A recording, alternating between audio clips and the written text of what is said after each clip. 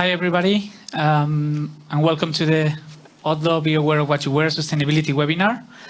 My name is Didier Montes, and I am Odlo's Communications Manager. We are here today at Odlo headquarters in Hunenberg, in the beautiful Switzerland.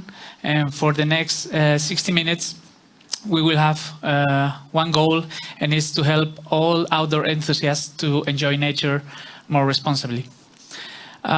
When it comes to sustainability, at Odlo, we work with one thing in mind, and it's that nobody's perfect, but we all can play a role and make changes in our daily lives to become more responsible citizens.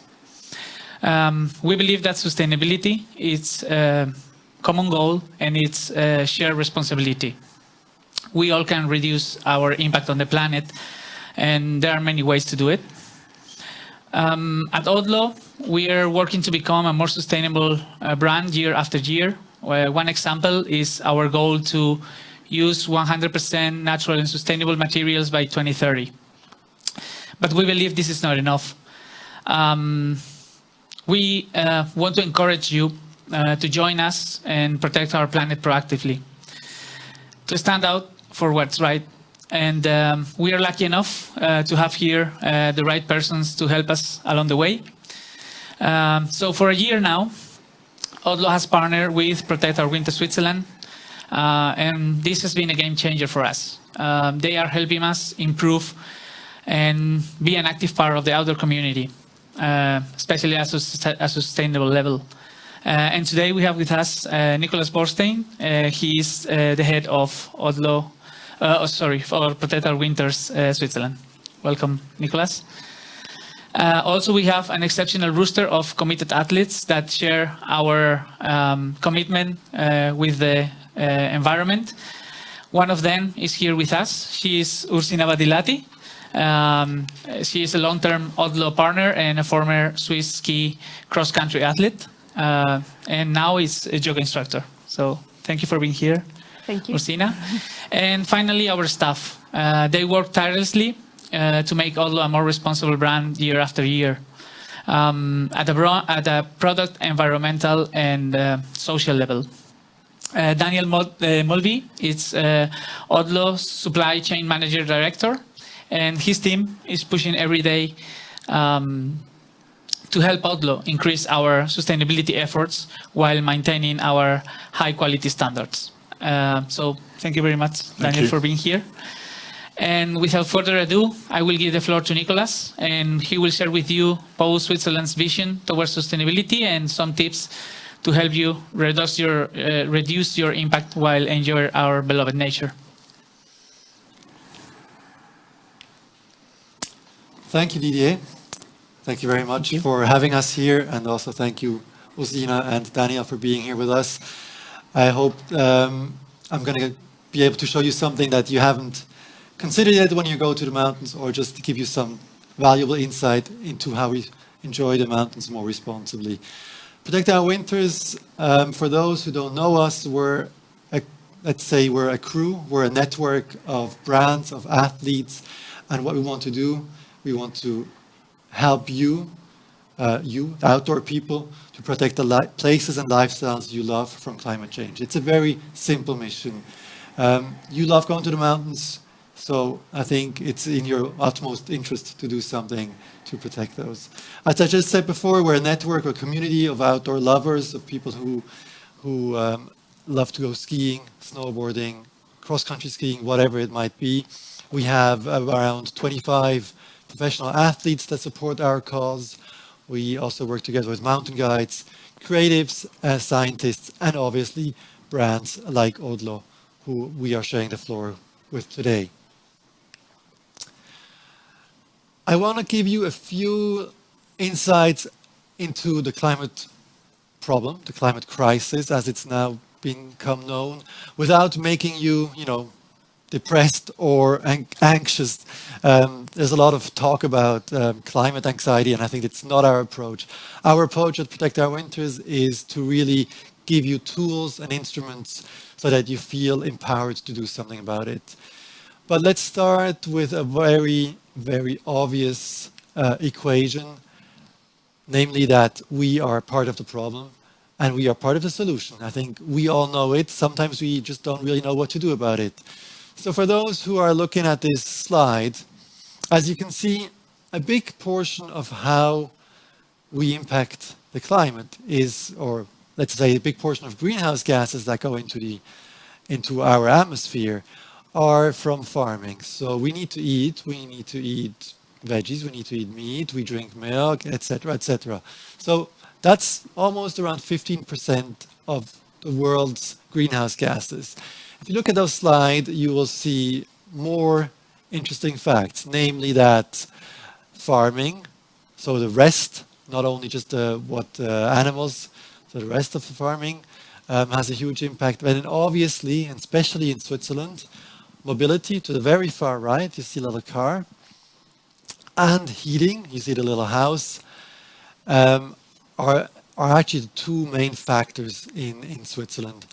How also almost worldwide, I would say, the most important factors on why we are warming the climate so dramatically. So mobility accounts for around a third of CO2 emissions in Switzerland. So from that third, if there's another interesting figure, and I won't go too deep into figures, but it's almost half of every kilometer that's driven in Switzerland is driven for leisure. So not work, not to deliver food to somewhere else, not to deliver products, just for fun. And I think this for fun, these 50% or 45%, I think we can do something about that. I'm actually convinced. And the second part, heating, it's maybe a bit more tricky because in Switzerland, we don't own that many houses. In Europe, it's a bit better. But we do heat a lot of our houses with fossil fuels. So also I think maybe the second generation after us, when they think about buying a house, it'll be more a question, how do I heat? Do I really want to heat my house with more oil and gas, or are there alternatives? So these are actually just two actions that I quickly pointed out at the individual level that have a huge impact on how we look at changing what we pump into our atmosphere. Let me show you something. I said I wouldn't make you depressed, but this one is actually a bit sad. I'm sorry. This is Switzerland in the last 150 years, and actually this graph accounts for the whole world. This is not something that's very different in Switzerland than from the rest. You see every year since 1861, it gets hotter. But what's really interesting are those last three columns. In the last three columns, they go back to around the year 1990 or 2000. And if you look closely, the dark red, the hottest years on average, have all been in the last 15 years. So around 8 of the hottest years ever recorded have been in the last few years. So what we see is that actually the new normal is changing. While we always had big variations, you can go back to the 1950s and you see there was a really hot summer that changed the whole mean over the whole year. That's sort of normal. But we also see that this mean temperature is much higher, and it's higher by a lot. So for those who follow climate science a little bit, Switzerland's been warming 1.9 degrees since the Industrial Revolution, while the rest of the world has only been warming around 1 degree. So at least our country, and actually all alpine regions in Europe, have warmed at double the pace from the rest of the world. That has a lot to do with poles, like higher mountains and reflection. I'm not going to go into these scientific details, but it's interesting to see that our country has been more affected from warming temperatures than others. So I think when people always say, well, we can't do much, we're a small country, I think that's a motivation to do more. So obviously, I wasn't born. I think nobody here was born in 1939, but luckily there's a lot of images that show us what alleged Glacier used to look like. And if you go only a little bit back in time, or to the almost present, you see 2010, it's a huge difference. Just to show you once again how high the glacier was 90 years ago or 80 years ago, and how it looks 10 years ago. And to be honest, if you had an image there from today, it would look very different again. But I think also what I want to show you is that, it's not like all hope is lost. So have a look at this little visualization of the glacier, and then you will see what happens if we continue just with our emissions. We're in a business as usual scenario. Business as usual scenario for you here in the room, this means that our world would warm by around 3 degrees by the end of the century. Right now, as we're speaking, that the COP, the big climate conference in Glasgow, is taking place.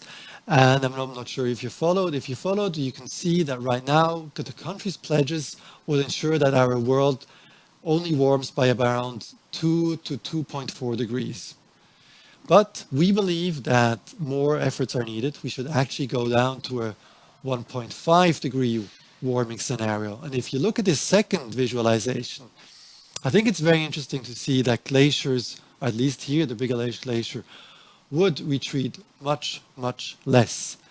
And well, now, what are glaciers for? Is it just to attract tourists? Is it just because we like the landscapes, because it looks nice? I think there's much more to it. It's more about water, for farming, water for drinking. And in Switzerland, it's maybe not as direct the consequence yet because our groundwater is pretty stable. But if you look at the Himalayas, and the Himalayas have also been warming it tremendously, then you also know that water scarcity is becoming an issue in lots of regions in the Himalayas. So if glaciers disappear, we do have an issue in the long run. Let us continue to look at more what the solutions are. So I gave you a little glimpse into what we think are some of the challenges as outdoor lovers. There would be way more. Thawing permafrost, making the mountains more difficult to access, less snow. I think I could talk a half an hour just about what it means, less snow, higher snow. Maybe one information that is interesting for us cross-country and ski lovers, the snow line, so up to where snow falls, has already moved up by about 500 meters. And projections show that by the end of the century, it could be another 500 meters. So obviously, what does this mean? It means the small ski resort here in central Switzerland will not be running anymore. Only the big ski resorts where you can actually produce enough snow will be running. So let's take it back, what you can actually do as a mountain lover so that we don't, face this dire situation, but we have a more uplifting image. So I think this first one, we call it eat better, eat more responsibly. I think it's a pretty easy one to enact because it appeals to what we actually can do as a consumer and how we can maybe also push companies. I think one of the most important rules is eat local. So if you take the example of fish, you can eat an organic fish from Norway, but it will be worse for the environment if you eat a non-organic fish than if you ate one from Switzerland. Like a non-organic fish from Switzerland will always be better in its ecological footprint than one that's imported. But this rule applies not only to fish, it applies to vegetables, it applies to fruit. And obviously it also means eat seasonal. And I think for us it also means eat more organic because it depends what you put in the ground. So it also affects our atmosphere. And lastly, think about how much meat you need in your daily diet. We all know this, but I think a lot of us, we are still sort of caught in old patterns. And I think there's a lot to do in the domain of agriculture and nutrition. Buy smarter. I think this one is also something where our money can show what our power is as consumers. It depends what we buy, and it depends whether we buy it at a company that cares about sustainability, that puts maybe some money back into sustainability efforts, that maybe gives some money to an NGO that fights for a cleaner environment or to change, to protect the environment. So I think your money can move mountains, basically. I come back to the issue of travel and mobility. I think we all are aware of what I said before, sort of, traveling by car has a large footprint, traveling by plane has a large footprint. So I don't think the message is stop traveling. That would be the worst. I think we are being mobile is part of our human DNA. I think we love to explore, we love to see new places, we love to go to different continents and see things. But maybe it's also about thinking, how much do we need to, for instance, fly? And if we fly, how long do we stay somewhere? Somebody once gave me a rule. He said, for every hour you fly, you should stay a week. And I think this is a great rule. If we can do that, I think we would think twice before booking the EasyJet flight for 30 euros. And we might not go to Barcelona or London to go shopping. So I think this is a really important one. And the same goes for going to the mountains. We're not going to say you cannot use a car anymore when going to the mountains. But think about how many people can sit in a car. If you fill that car, it has a much better footprint. Maybe there's also an option to use a car and a train for the last mile. So I think really thinking about how you travel is going to change your behavior a lot. And let's not forget, often being in a car on a Sunday evening after having gone to the mountains basically means standing on a highway and waiting for the traffic jam to get dissolved. So sometimes it's also really just more fun to be in a train. Live simply, what does that mean? I mean, living simply nowadays, it has become sort of a slogan for everything and nothing. I think for us it means thinking twice about what you need in life. We all like to buy things, we all like to shop or have good gear when going to the mountains. But maybe sometimes it's enough to have one Gore-Tex jacket because you can go skiing and biking in it. Or it also means thinking about, whether you need the latest shoes or whether you can sometimes also buy something secondhand or trade it in with a friend. I think living simply has many different aspects that we can do in our everyday life and outdoor behavior. Maybe something of the most important, I try to give you some ideas what it means, the climate crisis, how it impacts our passion. But I think it's important that we know what we're talking about, that we educate ourselves, that we read, that we know the science, that we trust the science. There's a lot of misinformation out there. There's a lot of things where we get maybe unsure. Is it now really better to get rid of my gas heating? Shouldn't I maybe continue because, some people tell me it's good. So try to read up, try to get informed, and try to get independent and scientific advice on climate. Maybe one of the biggest levers, maybe before I come to the last one, is using your voice, speaking to your friends, to your families. Sometimes it can be something small about what you do in everyday life. Maybe it's not about having to change somebody or wanting to convince somebody. Maybe it's just also giving a glimpse into how you have made small changes. For instance, myself, I founded Protect Our Winters in Switzerland in 2017, and I see little stuff that I do differently than I did it before, especially when it comes to traveling, when it comes to eating. So sometimes it's hard to stand up for your opinion. It's hard to be in a family dinner and say, actually, I don't want to eat meat today just because I don't feel like it. But I think sometimes it's also important that we stand up for our convictions and that we use our voice, as small as it may be. This is something that we always try to encourage. Encouraging using our voice has a bigger, I think, repercussion, especially in Switzerland, where we can vote on so many issues. I think get political is maybe a bit dramatical. I don't think that we all have to go in the street and demonstrate, or that we all have to join a political party. I think get political also means go and vote when you can. Go and vote, elect people that you think will do something for the environment. Us Swiss people also means participating in referendum votes and, electing our local people that represent us. In the end, it's them that make the decision how the future pans out. And I think this is very important. We still see a lot of young people, obviously, that are less interested in politics. And I think it's very important that we use this chance to really elevate our voice for the environment, for the climate. And that's it from my side. If you want to know more, you can follow us, obviously, on Instagram or on our webpage. I will now open the floor with our two guests here, and I'm very happy that they're here. Daniel from Odlo and Rosina, who is a former professional athlete and works together with Odlo. Daniel, when you hear these, tips, these questionings, these maybe also a little bit sometimes dramatic forecasts, what do you think? What does it do with you as an employee at Odlo? What does it mean for, like I talked about, giving the money to brands that are more sustainable.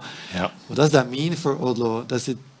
How can you integrate that into your daily work, and how does Odlo respond to these, let's call them big challenges that lie ahead? Yeah, so I think in my position, I feel a great responsibility that we need to do something for the better in the future. And my kind of personal outlook on it is that there's a lot like brands that Odlo can do for the future, I think, of us as people who live in the world, and then also for our children who will come after us. I think when we think about what type of products that we would like to make and how we would like to use those products, there's a really big influence that we can, that we can give there in the choices that we make about the materials that we use, the manufacturing methods that are available to do it, and then also the influence on I think also the social side with the people who are working inside the facilities. After that, I think in terms of the consumption, for me, I really think very, very carefully about how I'm consuming the products, and do I really need another product for this kind of new season that's coming up? When I go downstairs into my kind of wardrobe and I look, in the changing of the seasons from the winter to the summer, I think it's typically, I like to take everything out and make sure that, I'm not going to buy something for the new season that I might not actually need. And then with all of the products that I do have kind of in the wardrobe, I'm making sure that I really use those until the end of life. And I'm also buying kind of products that I make sure that will last a long time. So I look for things that are kind of quality. I also look for things that have a timeless style as well to the products. And I, when I'm using it, I really like to enjoy the product as well. So I think that's the type of thing that I do as an individual, and what I can do as well for the brand. So does that also mean that as Odlo, as a company, you also encourage that people really keep their product, that they keep it longer, that they use it, and then when it reaches the end of life, that they somehow almost a circularity, which I know is really hard to achieve in consumer products. Yeah, so I think we've taken a number of steps over the year to try to increase our circularity as a brand. We started a few years ago with a repair program, so we offer customers who have a broken product the opportunity to repair them. We've taken that further forwards recently, so we've offered also consumers the opportunity to give back products that were old products, and here we very much kind of think about moving them into a second life. So there we partnered with a company called TexAid, and they kind of sort through the products, and then they also look for a second life as a kind of primary purpose for them. It's also something that we think about in the future as a brand. How can we further develop that circularity of our products to make sure that they can either be broken down into their kind of component parts, recycled if that's the best way to move forward. But ideally, I think the primary goal at the moment is to really extend the life of the products in the types of material that we're choosing, and then also how we can extend it into a circular business model as well. That's very interesting. Ursina, when you hear that, you were an athlete, a professional athlete with Odlo for many years. I guess things have changed since you became an athlete, since you started. What does it do to you to hear that so much progress has been made? Is that something where you can relate to? Is it something where you think, oh, I wish I would have been there, 20 years ago? And, how can you also now integrate that into your daily life? These steps that we've just heard, is that something you also try to do every day, and sort of these little steps? I try. Yes, I tried before and I tried now. I have to say that I believe that Odlo also, 20 years ago when I had my first underlayer was having super quality because it lasts like forever. And I have to say my mom, so I don't wear it anymore because I have just enough. So yeah, basically I think that in the past I did little steps, but everybody can, or I can also improve daily. And if I hear your presentation, then I know that there is always something that we can improve. Yeah. And you once told me, as an athlete, we're focused on training, we're focused on performance. So it's maybe not so obvious. Then, I can't take the train up to the, let's say, some pass because I need to get my training hours in. I know this is a difficult question, but us here at POW, we've worked with athletes since day one. And I remember, the first few years when athletes would use their voice, they'd become criticized. And I think there's somehow a little changing sentiment that athletes are allowed to talk about environmental issues. Is this something that you embraced, where you say, hey, I'm happy this is the new generation standing up? Yeah, sure. I believe that there was a change. When I was an athlete, we was maybe shy, but we didn't really raise our voice in a lot of topics. And now, also due to the fact of social media, of people or athletes presenting themselves also on the social media, it's also a good opportunity for them to also stand up for sustainability issues. I think this goes for the time being that we are going through. We hear a lot about climate changing, and also athletes, I think they feel their own responsibility as a, very good or famous people, that they can, people look up to them, and so they take their responsibility, and I think that's right. That's definitely our approach also. we think this is the most important, because somewhere at the beginning, I think, Didier, you said nobody's perfect. That is exactly also how we look at things. We always say progress over perfection, and we mean it. That means a brand is never going to be perfect, but they're on a path, and we try to go along with that, on that path with the brand. And it's the same for us individuals, for us citizens, for us athletes. None of us will ever have this sort of perfect footprint, or where we think, we're allowed to use our voice. And that's what we try to convey. You see that we're all sort of part of that solution, that we all have to work together and use our voice to make that step forward. You said something, Daniel, that the brand, it's about how a brand produces garments, I guess, and about how the consumer uses those garments. So it's really there's really two factors in play here. And you also talked about yourself. And I think you also told me personally something about how you also look at food as being a sort of where you have leverage as a consumer, as a citizen. Yeah. How's that for you personally? This is very personal, and it's may not apply to everybody. Well, what does it mean to you? Yeah, so I think personally, I took the decision a couple of years ago to kind of change my diet and eat a little bit more healthily. That also meant really considering where the food was coming from, if it was in season or not, and how local it was to me.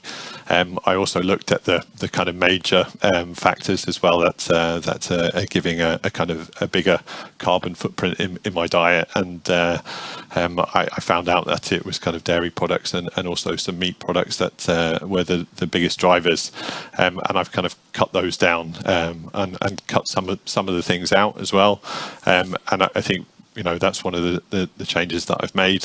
Also, when we do go to the mountain as a family, we also think about what we're going to take to the mountain with us.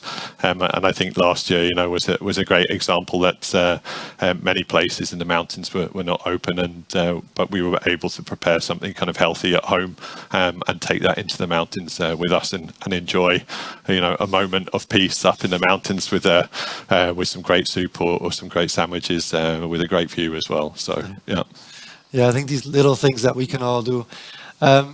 Before we sort of open it up to the public, I have a question for you also, Didier, because we've worked together now for a few months or a year, and it's the first time that Odlo has actually also used its voice in a political sense. You supported us this spring when we were fighting for the adoption of the CO2 law in Switzerland, which unfortunately was rejected by the Swiss people. How has this change come in the culture of Odlo, and what does it mean for you as a brand? And maybe a little bit, did you get any? I was always interested, what do consumers say about a brand suddenly using its voice, because it's new in Switzerland. It's maybe more common in the US, but it's definitely something new here.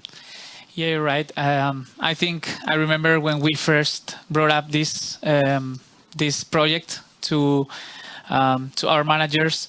At the first sight, it was surprising because, as you said, in Switzerland, it's not very easy for brands to go political and to raise their voice for what they believe is right. But I think, or what we end up thinking, it was like, it doesn't matter if you do nothing or you do something, because you are being political both ways. If you stay quiet and say nothing, you are still being political. You are taking one of the sides. And as an outdoor brand, we believe that we are taking something from nature because we are selling garments for people who enjoy the nature. So it just makes sense for us to be on that side of the story, try to protect what is valuable for us and what's valuable for the next generations. But yeah, I think it wasn't easy, but regardless the outcome, it was a learning process. I think it has been very positive for the brand to kind of be open to new things and to, as I said, to stand up for what believe it's right. And I think for the next years to come, we will have more opportunities, especially since we have been partnering with you and you are kind of helping us leverage this side of the brand even further. And I think it will be, it has been a stepping stone for us, and it will continue to be something very important for us as a brand to kind of, you can call it going political, but for us it's just going political. It's just also staying quiet. So. And did you have angry consumers writing you, I'm not going to buy an Odlo shirt anymore? I'm not aware of that. No. And I think even our staff were kind of feeling proud that we were part of this. Like we were standing up and raising our voice, because I think it's important. And it was interesting to see how they reacted. And it was all the outcome was very positive. So we look forward to joining those kind of campaigns that make sense for the future, not only for the outdoors or the mountains, but the whole planet as a whole. Yeah, we were definitely proud that such an established brand, such an old Swiss brand joined our campaign. So I think that's the way forward. I want to ask 3 little last questions, and then we can open it up to the floor. Ursina, what does it mean to you to be actually sustainable? I know you have a very special view on things, and I'd love you to share that with us. For you, what does this whole concept mean? Can I say it? Is the last question? Okay. So I believe that if you want to really make a change, you have to change your mindset. And you have to really ask yourself, do you want to be a sustainable nature lover? And if you want to be one, then which are the responsibility that you have to take with you?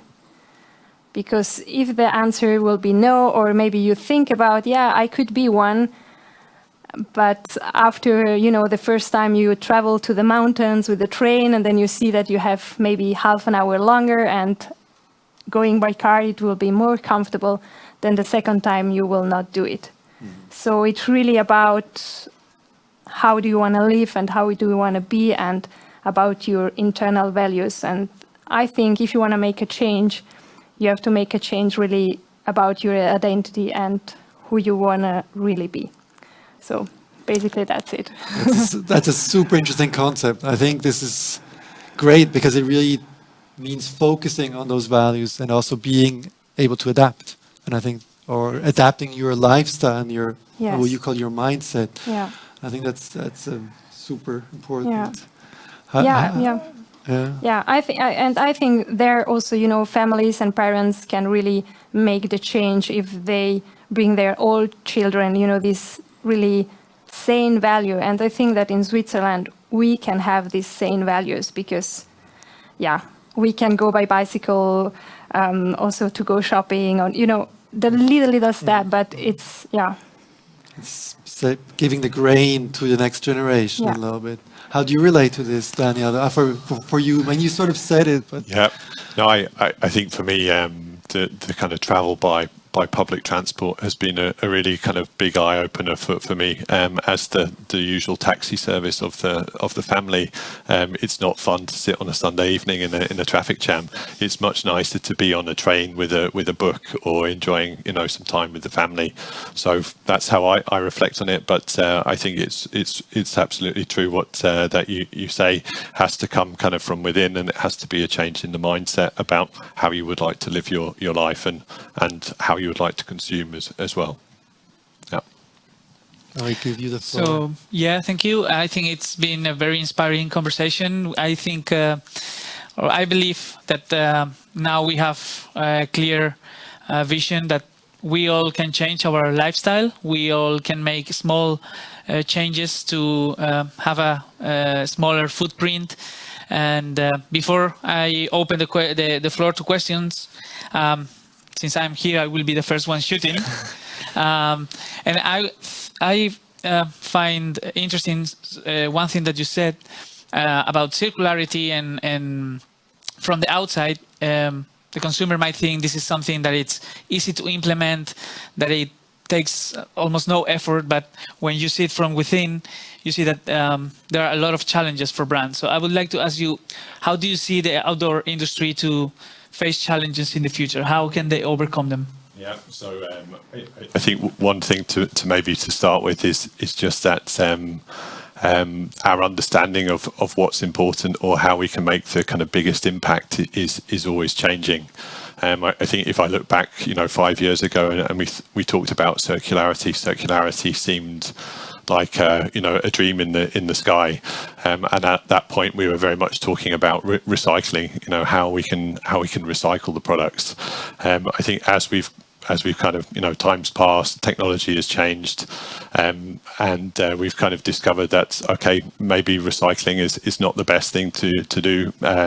If we can actually bring a second life to the product by someone else using it, or by us being able to repair it and extend it, I think this is the kind of primary thing for us. And then the kind of recycling part has to come at the end. But in all of these different business models, I think what we're able to see that there's still a huge challenge in the infrastructure that we have. I think both in Europe and kind of globally, that there's not enough places that would be able to recycle raw materials back into a kind of a quality that you would be able to use again to make a kind of A-grade quality product. So it's a constant journey for us to find those type of partners in the world, and I think all brands who use either synthetic or natural products will be faced with the same type of challenges. So that's the big challenge that I see, and then I think also maybe for us as a brand, when we think about those different business models like the circularity, it's how we need to change the way that we behaviour as a brand to really guide our consumers, help them to reuse the product, and also help to find the right channel for it to go into in a second life or either an end of life as well. Mm-hmm. And also, I thought interesting what you said, Nicholas. I agree that we cannot be all the time communicating about catastrophic things, that we cannot be pessimistic when communicating with people, but still, I think that as adults, we must know that our actions have consequences. So I was wondering myself, when you show that animation about the glacier, are we facing any immediate consequences if we don't change our behavior as consumer or as regular people? Yes. I mean, unfortunately, the answer is a clear yes. That's going to be a tough one because there's a lot of climate science in this question about tipping points and rebound effects and albedo effects, which I think I can give you one example, but it's very easy to understand about irreversible consequences. So if you look at polar regions, for instance, if the ice melts, there's more black. Let's say that the sea is dark. There's more black, less sun gets reflected, and it heats more up.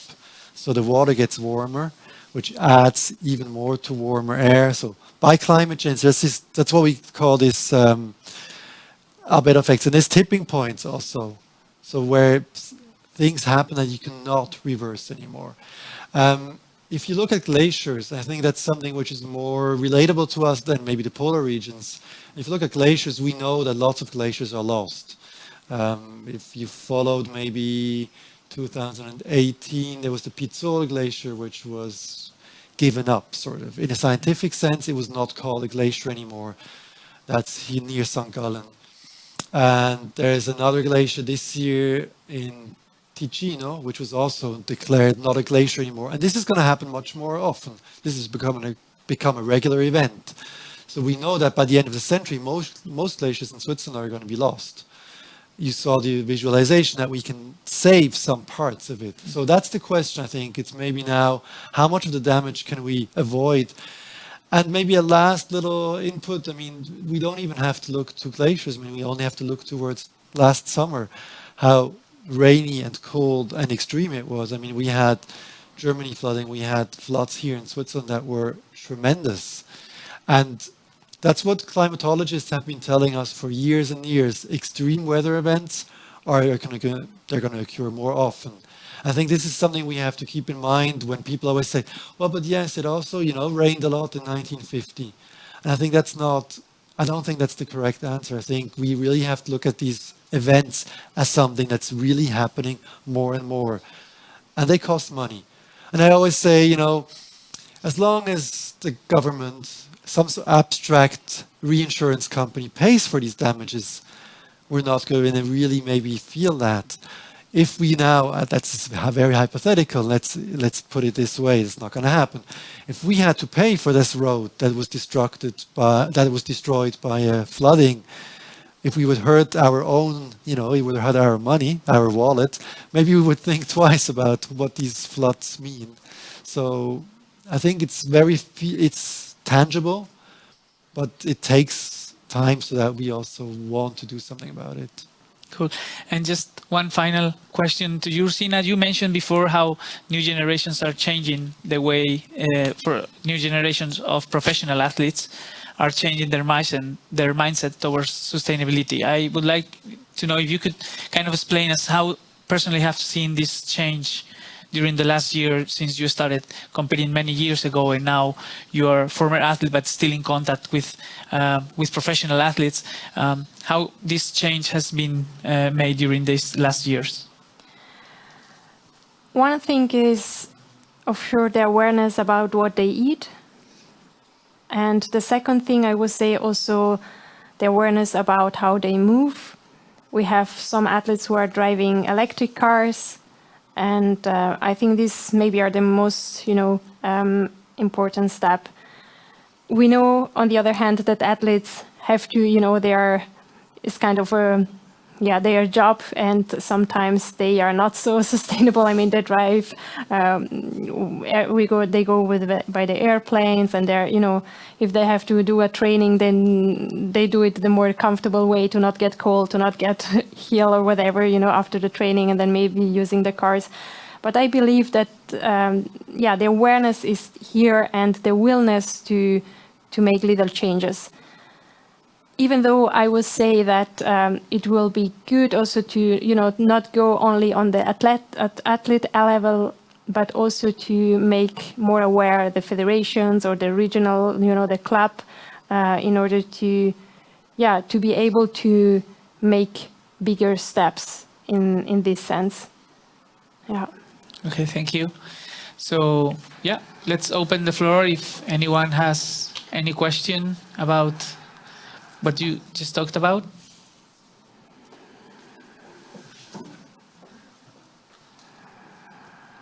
No questions?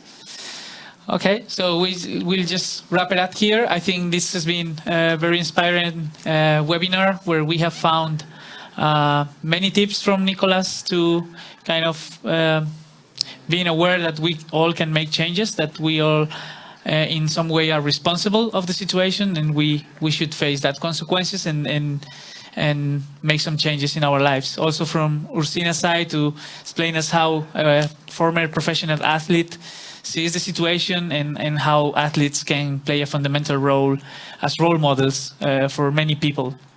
And thank you to Daniel, because you have given us a great overview about all the challenges that every outdoor brand is facing. And I think the future, if we want, can be brighter, and there is still hope, as you said, that we can mitigate the facts. Maybe not all of them, but let's think the world we want to live for the next generation. So thank you very much for participating in the webinar, and see you. Thank you. Thank you very much. Bye.